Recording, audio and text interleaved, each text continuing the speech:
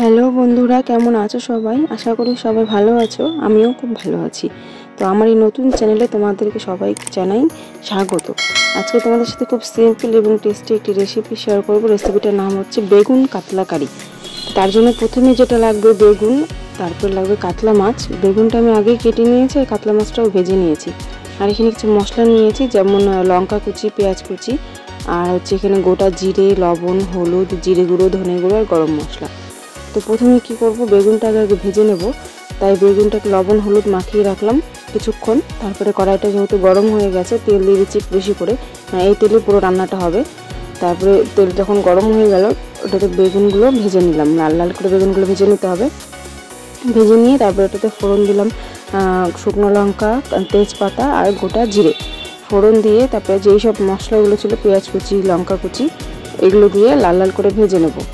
লাল লাল করে ভেজে নিয়ে তারপরে যেসব মশলাগুলো আমি নিয়েছিলাম, জিরে গুঁড়ো, ধনে গুঁড়ো, হলুদ, লবণ, শুধু গরম মশলাটা বাদে সবগুলো একটু জলের মধ্যে গুলিয়ে নেব। পেঁয়াজ ও লঙ্কা কুচির সাথে এটা কষিয়ে নেব। তো তোমরা তো অনেকেই খেয়েছো বেগুন দিয়ে, ইলিশ মাছ দিয়ে, বা অন্য কোনো রেসিপি খেয়েছো বেগুন দিয়ে। তো এরকম কাতলা মাছ দিয়ে খেয়েছো কিনা আমাকে একটু কমেন্ট করে জানিও। আর এটা আমার যেহেতু ফার্স্ট ভিডিও, যদি কোনো ভুল ত্রুটি হয়ে থাকে তো একটু অ্যাডজাস্ট করে নিও।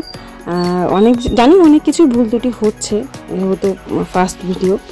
তো এখানে হচ্ছে দিয়ে দিলাম, কষানো হয়ে গেছে মশলাটা। তারপরে পরিমাণ মতন একটু জল দিয়ে, তারপরে জলটা যখন ফুটে আসবে তখন যে বেগুনগুলো আমরা ভেজে রেখেছিলাম সেটা দিয়ে দিলাম।